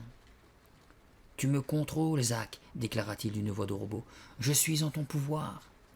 Et il s'avança vers moi en titubant comme un zombie. Ta machine à écrire me contrôle. Ta machine détient le pouvoir. Je suis ton esclave. Arrête, va-t'en, criai-je. Tu te crois drôle? Les jumelles ricanèrent comme des idiotes. On aurait dit des oies. Elles fermèrent les yeux à leur tour et tendirent les bras. Elles commencèrent à marcher vers moi comme des zombies. Nous sommes en ton pouvoir, répétait Amy. Tu contrôles tous nos mouvements, renchérit Annie. Laissez-moi tranquille, lançai-je. Vous êtes cinglés. Soudain, je vis Madame Jack bondir vers nous, le visage rouge de colère.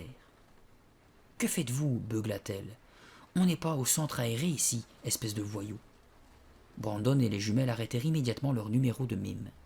Si vous n'avez rien acheté, fichez le camp, tonna-t-elle. On s'en va, fit Brandon. Ils quittèrent le magasin. Madame Jack me dévisagea méchamment. J'ai presque fini, madame. La femme me suivit comme une ombre dans le magasin alors que je remplissais le panier. Je payai et sortis rapidement de la boutique. J'étais si énervé contre ces trois idiots que j'avais complètement oublié mes bonbons et mon pop-corn. Ils se moquent toujours de moi, râlai-je sur le chemin du retour. J'en ai marre de passer pour un imbécile et un peureux. Marre. Ça me rendait malade. De retour à la maison, je laissai tomber mon vélo dans l'allée et me précipitai dans la cuisine. Je jetai les courses sous la table. Marre. J'en ai marre. Je filai dans ma chambre et m'installai dans mon fauteuil. Je me mis à taper frénétiquement sur mon clavier. J'écrivis la 3e aventure du blob, la plus monstrueuse de toutes. Je tapais rapidement, sans réfléchir. La colère me donnait des idées. Pour la première fois, je ne fis pas de plan. Je découvrais l'histoire au fur et à mesure que les caractères noirs s'imprimaient sur les feuilles blanches. L'affreux monstre blob attaqua toute la ville. Les gens hurlaient, couraient, pris de panique. Ils fuyaient pour sauver leur peau. 2 agents de police courageux s'approchèrent de l'horrible créature pour la combattre. Le blob, ouvrant son immense bouche baveuse, les avala d'un seul coup. Des hurlements terrifiés s'élevaient. L'énorme monstre mangeait les êtres humains vivants. Le plus grand désordre régnait dans la ville dévastée. Le blob immonde avançait, ravageant tout sur son passage. Oui, m'écriai-je, c'est ça. Je rendais ainsi à chacun la monnaie de sa pièce, à chaque habitant de cette ville qui s'était moqué de moi. Ouais, c'était l'histoire la plus excitante, la plus terrifiante que j'avais jamais écrite. Zach, tu as oublié quelque chose. Je reconnus le voix de ma mère. Elle me rejoignit dans ma chambre. Il faut que tu retournes au magasin, tu as oublié le pain, dit-elle. Oh, désolé, maman. Je soupirai, déçu. Je n'avais pas envie de m'arrêter maintenant. Ça marchait si bien. Je m'amusais tellement. Mais je me remettrai au travail dès mon retour. Maman me donna un peu d'argent et je repris mon vélo dans l'allée. Tout en pédalant vers le magasin de Madame Jack, je pensais à l'histoire que je venais d'inventer. C'était réellement la meilleure, la plus terrible de ma série. J'avais hâte de la lire à Alex. Tout à coup, un homme en costume sombre se mit à courir si vite devant moi que je l'évitai de justesse. Je ne pus distinguer son visage. Ce type est malade. Faire son jogging en costume 3 pièces. Quelle idée, pensai-je. Soudain, une voiture bleue fonça droit sur moi. Je dus faire une brusque embardée vers le caniveau pour l'esquiver. Au volant, une femme klaxonnait en me faisant des signes frénétiques. Elle fit crisser les pneus de sa voiture en prenant son virage à toute allure. « Les gens sont bien pressés aujourd'hui, dis-je tout haut. Puis j'entendis un hurlement lugubre. J'accélérai et aperçus la devanture de chez Jack. 2 femmes déguerpissaient à une vitesse hallucinante. Elles agitaient les mains comme poursuivies par le diable. Un autre cri terrifiant me pétrifia. « Attention !» hurla quelqu'un. « Sauvez-vous! Appelez la police! À l'aide! Au secours !» Un petit garçon passa en trombe devant moi en pleurant. « Eh, mais que se passe-t-il » lui criai-je. Il s'enfuit sans me répondre. Quelle était la raison de cette panique générale ? Partout des gens couraient, hurlaient. Les voitures klaxonnaient à tout rompre. « Eh, que se passe-t-il » appelai-je. « Il y a le feu quelque part, c'est ça ? Eh, répondez-moi » Tout à coup, je compris ce qui se passait. Ouvrant la bouche, je lâchai un cri perçant et perdis l'équilibre. Étendu sur le flanc, ma bicyclette couchée sur moi, j'étais sonné. J'avais pris un coup de guidon derrière la tête. Telle une tornade, un homme m'évita en hurlant. « Sauve-toi, petit, sauve-toi, dépêche-toi !» Je dégageai mon vélo et me redressai péniblement. Interloqué, je découvris enfin les raisons de cette panique. L'énorme blob rose débouchait au coin de la rue. Il ressemblait trait pour trait au monstre de mon histoire. C'était un gigantesque cœur visqueux, rose, humide, avec de petits yeux noirs, des veines violettes qui s'entremêlaient au-dessus de sa tête. Sa bouche écœurante, immense, taillée dans son ventre, s'ouvrait encore et encore. Le blob palpitait, palpitait. C'est mon monstre, bégayai-je, effaré. 2 fillettes accompagnées d'une dame passèrent en courant près de moi, affolées. Je reconnus Madame Willow qui habite de l'autre côté de ma rue. « Zach, cours, va-t'en !» me cria-t-elle en tirant les fillettes par la main. « C'est une créature atroce, sauve-toi !» « Je sais, » murmurai-je. Elles traversèrent la rue. Bizarrement, je ne voulais pas les suivre. À l'inverse de tous ces gens qui s'enfouillaient, je descendis lentement la rue, mon vélo à la main. Je voulais voir de plus près l'étrange créature. Pour une fois, je ne tremblais pas. Je n'avais plus peur. C'est moi qui ai créé cette chose, me disais-je. J'ai inventé cette scène de dévastation juste avant de sortir de la maison. Et je sais ce qui va arriver. Comme dans mes romans, le blob laissait derrière lui des traces de bave visqueuse. Soudain, son ventre s'ouvrit, sa langue violette jaillit. J'avançai vers lui encore et encore. Épouvantés, désespérés, les habitants du village hurlaient, couraient dans tous les sens. Des voitures, des camionnettes klaxonnaient, filaient en trombe en faisant crisser leurs pneus. Alors que chacun tentait d'échapper à ce monstre, je restais là, hypnotisé, envoûté, je ne parvenais pas à détacher mes yeux du blob. Je t'ai imaginé, je t'ai inventé. J'étais horrifié, mais aussi curieux, étonné et calme. J'avais écrit cette histoire. Le monstre me fixa soudain de ses petits yeux noirs. Savait-il qui j'étais ? Savait-il que je l'avais créé ? Pendant que je le regardais, stupéfait, sa bouche s'ouvrit plus grand encore. Il émettait des bruits écœurants. Il se pourléchait les babines comme affamé. De la salive jaune, épaisse, dégoulinait de sa bouche. Il bondit en avant et sa langue s'évança vers moi. Alors seulement la panique me submergea. Je reculai en hurlant. C'était trop tard. Sa langue collante et chaude s'enroula autour de ma jambe. Elle commença à m'attirer vers le gouffre baveux. « Lâche-moi » criai-je en tirant sur ma jambe aussi fort que possible. « Lâche-moi ! Au secours !» 2 agents de police en uniforme surgirent à cet instant devant moi, matraque en main, prêts à frapper. Fous de rage, les policiers tapèrent sur le blob qui battait comme un cœur. Mais les matraques s'enfonçaient mollement à chaque fois que les policiers frappaient sur la chair rose. Le monstre émit un gargouillis dégoûtant, puis sa langue me libéra.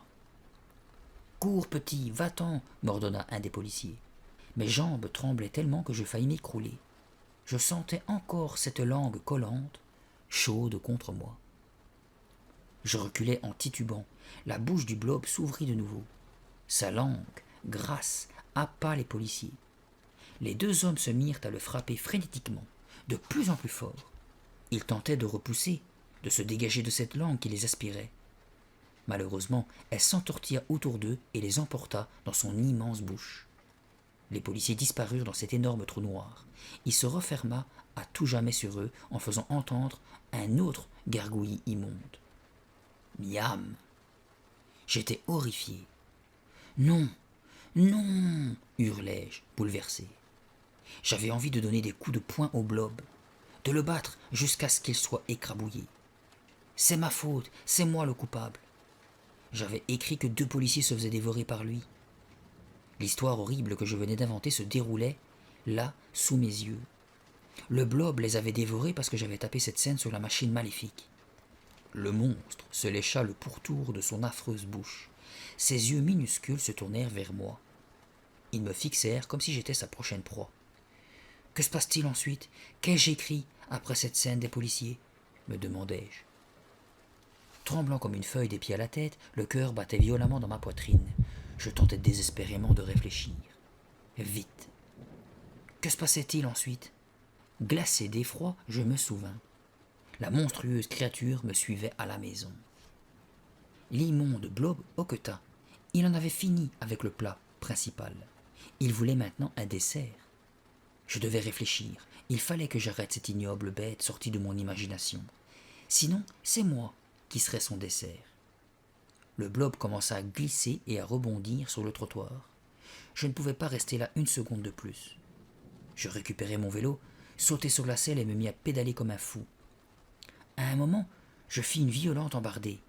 Je cognai la pédale au rebord du trottoir, mais je parvins heureusement à retrouver mon équilibre.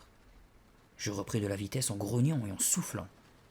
À mi-chemin du premier pâté de maison, je jetai un coup d'œil derrière moi. Oui, ça se passait comme je l'avais écrit. Le monstre me suivait. Malgré sa taille, il bondissait rapidement. On aurait dit une puce.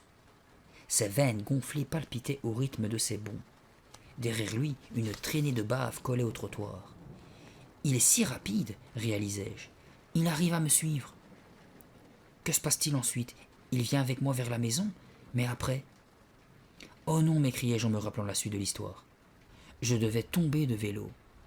Ah, hurlai-je. Le pneu avant venait de heurter une grosse pierre. Je fis un grand soleil au-dessus du guidon et atterris violemment par terre. Aïe! Sonné, je repoussai vivement mon vélo, me redressai et cherchai le blob du regard. Le monstre me rattrapait. Il sautait la bouche grande ouverte. Il projeta sa langue vers moi. Je pris mes jambes à mon cou malgré la douleur et me heurtai à Alex et Brandon. « Fouillez, ne restez pas ici !» hurlai-je à mes amis. « Il va nous rattraper !» « Tu vas bien ?» me demanda Alex. « Ce n'est pas le moment de poser des questions !» criai-je en les poussant. « Courez, le monstre existe. Il fait tout ce que j'ai écrit. » Brandon éclata de rire et se tourna vers le blob. « Tu me prends pour un imbécile, Zach ?» dit-il. « C'est une blague, pas vrai? C'est quoi ça? Une sorte de gros ballon ?»« Mais non, criai-je. Vite, va-t'en !» Je tendis la main pour saisir le bras de Brandon, mais c'était trop tard. Mon copain fila vers le monstre. « Ouais, c'est un gros ballon rose !» répéta cet imbécile en ricanant. Brutal et rapide comme l'éclair, la langue visqueuse s'abattit sur Brandon et le souleva. Le blob l'aspira sans effort dans sa bouche béante et l'avala. Alex et moi hurlâmes, horrifiés. Le monstre venait de dévorer Brandon. « Zach, tu as écrit ça ?» demanda-t-elle d'une voix tremblante. « Tu as fait ça ?» ?»« Oui, avouai-je consterné. Tout cela est dans mon histoire. » Elle me saisit l'épaule. « Et que se passe-t-il ensuite? Dis, que se passe-t-il ?» cria-t-elle en me secouant. « Je n'en sais rien, répondis-je épouvanté. J'ai arrêté d'écrire juste à ce moment-là. » Jamais Alex et moi n'avions couru aussi vite. Le temps d'atteindre la maison, ma tête faillit éclater. Sans reprendre notre souffle, nous nous précipitâmes dans l'entrée. « Il y a quelqu'un » appelai-je. « Maman ? Maman ?» Pas de réponse. Elle était certainement sortie. J'aperçus le monstre qui arrivait sur la pelouse, devant chez Alex. Je courus dans ma chambre et me jetai sur mon fauteuil, face à la machine à écrire. Alex me rejoignit précipitamment. « Que vas-tu faire, Zach ?» me demanda-t-elle, essoufflée. « Je n'ai pas le temps de t'expliquer, répondis-je, hors d'haleine. À cet instant-là, on entendit un bruit sourd, puis un horrible craquement. Le blob était en train de défoncer la porte d'entrée de la maison. « Vite, vite !»« Il faut que je tape une fin, expliquai-je. Le monstre doit disparaître. Ce monstre n'aurait jamais dû exister. Il faut que Brandon et les policiers reviennent sains et saufs. » Nous sursautâmes. On entendait le corps visqueux de la créature qui s'approchait impitoyablement de nous. Il bondissait et glissait déjà dans le couloir. Je n'avais que quelques secondes pour écrire une fin, pour nous sauver la vie. Horreur! Il était devant la porte de ma chambre. Retenant ma respiration, je commençai à taper sur le clavier. Je tapais aussi fort et aussi vite que possible jusqu'à ce que... Non! Que se passe-t-il? Demanda Alex, affolé. Les touches sont bloquées. La monstrueuse créature bondit alors dans ma chambre. Nous nous figeâmes d'horreur. Le corps monstrueux se soulevait et retombait tel un ressort. Il haletait, crachait sa bave collante et visqueuse sur la moquette. L'horrible bouche s'ouvrait et se refermait. Il se léchait la babine avec sa langue violette. Ses petits yeux me fixaient. Alex poussa un cri terrifiant en reculant vers le mur. « Zach, tape la fin, fais disparaître cette chose, je t'en supplie. » « Je ne peux pas, m'époumonnai-je en tapant frénétiquement sur les touches. « Elles sont coincées, coincées. Je n'y arrive pas, Alex. Je t'en prie, fais quelque chose. » L'énorme langue sortit de la gigantesque bouche béante. Elle se déroula hors de cet immonde trou comme un tuyau d'arrosage. « Non !» hurlai-je. Elle s'étirait à travers la pièce en avançant vers moi. « Non !» La langue attrapa la machine à écrire et la souleva comme une plume. C'en était fini de nous. Nous n'avions plus aucune chance de survivre face à ce monstre puissant, invincible. Impossible de retenir ma machine. Mes mains glissaient sur la langue chaude, brûlante et poisseuse. D'un coup sec, le monstre porta l'objet à sa bouche dégoûtante. Cette machine qui seule pouvait nous sauver. Sous mes yeux horrifiés, le monstre n'en fit qu'une bouchée. Désespéré, je rejoignis Alex. Adossés au mur, impuissants, nous regardions ce blob qui palpitait et se soulevait. Il digérait la machine. Nous n'avions même plus peur. « Nous sommes perdus » souffla Alex. « La machine a disparu. Maintenant tu ne pourras plus détruire le monstre. »« Attends, j'ai une idée » m'exclamai-je. Je plongeai vers le bureau et le fouillai fiévreusement. « Que fais-tu » dit Alex, surprise. Le monstre gargouillait tout en digérant. Son corps continuait de se soulever et de retomber dans la flaque de bave qu'il avait laissée sur le tapis. Bizarrement, il ne s'attaquait pas encore à nous. « Le stylo » soufflai-je. « Le stylo » Je m'emparai du stylo plume rangé dans un des tiroirs du bureau. Je le montrai à Alex. « C'est celui que Madame Carter m'a donné » expliquai-je. « Il a peut-être les mêmes pouvoirs que la machine à écrire. Peut-être que je pourrais faire disparaître ce cauchemar. »« Dépêche-toi alors. Et attention à sa langue. » La digestion du blob était terminée. Il faisait ressortir sa langue. Je saisis une feuille de papier et la posai sur le bureau. J'ôtai le capuchon du stylo et commençai à écrire. Le. À peine avais-je écrit ce mot que je sentis quelque chose de chaud et d'humide sur mon visage. La langue violette se colla sur moi. « Burk !» criai-je, écœuré. Je me débattis et laissai tomber le stylo. Le blob me lâcha. Portant une main à mon visage, je sentis une traînée de bave sur ma joue. « Ah !» Le monstre s'empara du stylo. « Non !» Il le fourra dans son ventre ouvert et les gargouillis recommencèrent. Il avait englouti notre dernier espoir. « Et maintenant ?» murmura Alex terrifié. « Qu'est-ce qu'on peut faire ? Ça va être à notre tour, il va nous dévorer. » Les yeux fixés sous la porte, je reculai. « Fouillons, quittons la maison. » Alex me retint. On ne peut pas, Zach. Cette chose, ce monstre bloque le passage. On n'arrivera jamais à passer. C'était vrai. Avec son immense langue, le monstre nous apeurait sans aucune difficulté. Essayons la fenêtre, criai-je désespéré. Impossible. Mes parents l'avaient verrouillée depuis qu'ils avaient été cambriolés. De toute façon, le blob était plus fort et plus rapide que nous. En une seconde, il nous avalerait. On est perdu, gémit Alex. Perdu. Tout à coup, je me souvins d'un détail. Alex, tu te rappelles de la phrase que Brandon a tapée et qui ne s'est pas réalisée? Elle hocha la tête, sans quitter le monstre des yeux. Oui, je m'en souviens. Et alors? Eh bien, c'est peut-être moi, et non la machine qui détient ce pouvoir. Je l'ai peut-être reçu l'autre nuit dans la boutique d'antiquité quand j'ai été frappé par la décharge électrique. Alex écarquilla les yeux. Tu crois? Oui, ça doit être moi, m'exclamai-je, convaincu. J'ai juste à penser à la fin de l'histoire, et ça se réalisera. Pas besoin de la machine ou de stylo-plume. Il me suffit de penser. Si tu crois que... Alex allait ajouter quelque chose quand le blob bondit en avant. Sa langue se déroula à nouveau vers nous. Il commença à lécher le bras de mon ami en y déposant de la bave. C'était dégoûtant. Pense, Jack, pense vite, supplia-t-elle en reculant. Le monstre enroula sa langue baveuse autour d'elle. Fais-le disparaître, Zach. Oh, je t'en supplie. Concentre-toi vite. Imagine n'importe quoi, mais fais-le disparaître. Pétrifié d'horreur, je ne pouvais que regarder cette langue s'emparer de ma meilleure amie, la soulever à 1 mètre du sol. Alex hurlait, agitait les bras et les jambes. Elle se débattait de toutes ses forces. Malgré ça, la langue la comprima davantage encore. Je devais agir si je voulais la sauver. Je fermai les yeux. Pense, m'ordonnai-je. Pense très fort. Le monstre blob a disparu, disparu, disparu. Les yeux fermés et le souffle court, je me concentrai tant que je pouvais. Il fallait sauver Alex. Il le fallait absolument. Allais-je revoir ma meilleure amie si j'ouvrais les yeux? Le monstre a disparu, disparu, disparu, disparu. C'était mon unique pensée. Je répétais ce mot encore et encore. Puis, j'ouvris les yeux. Le monstre avait disparu. Pour de vrai. Debout au centre de la pièce, Alex semblait aussi étonné, incrédule. Ça a marché, souffla-t-elle, épuisée. J'ai le pouvoir, m'écriai-je. Fermant à nouveau les yeux, je me mis à penser très fort. Brandon est revenu, revenu, revenu. Je rouvris les yeux. Brandon apparut à côté d'Alex. Il cligna des yeux. Que se passe-t-il? Demanda-t-il, hébété.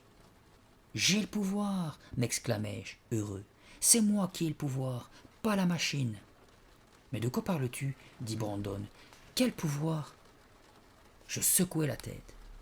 Tu ne comprendrais pas, mon vieux. Puis j'ajoutai. Je n'en ai pas encore complètement fini avec ce monstre.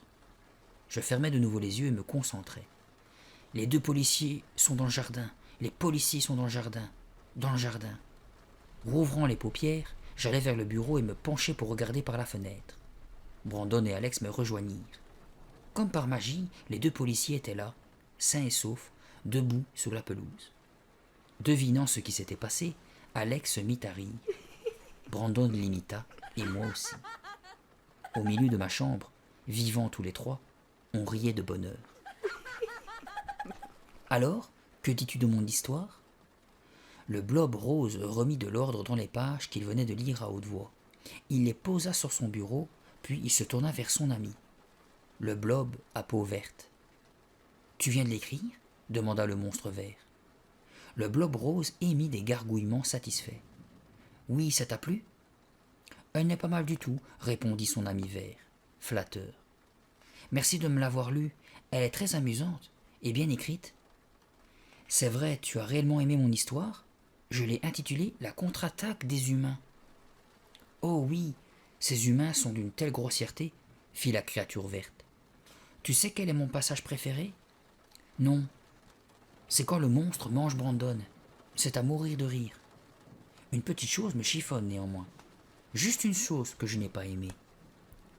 Mécontent, le monstre rose bondit. Les veines violettes coiffant le dessus de son crâne, s'obscurcirent. Ah, et c'est quoi demanda-t-il contrarié. Eh bien voilà, commença le blob vert. Pourquoi as-tu écrit une fin aussi triste? Je déteste quand l'humain qui ferme les yeux, celui que tu appelles Zach, fait disparaître le monstre. C'est si triste. Tu crois se demanda l'autre en regardant pensivement le manuscrit posé sur son bureau. Oui, répondit la créature verte. J'en suis sûr. Tu devrais reprendre l'épilogue et écrire une fin heureuse. Tout le monde aime quand ça se termine bien. Le blob rose ramassa son manuscrit. C'est vrai, tu as raison. Je vais la modifier. Il éclata d'un rire sinistre. Le monstrueux blob rose dévorera tous les humains. Génial, j'adore ça, s'exclama son compagnon. Et tu sais quoi? Il ne laissera pas un seul survivant, ajouta cruellement le blob rose.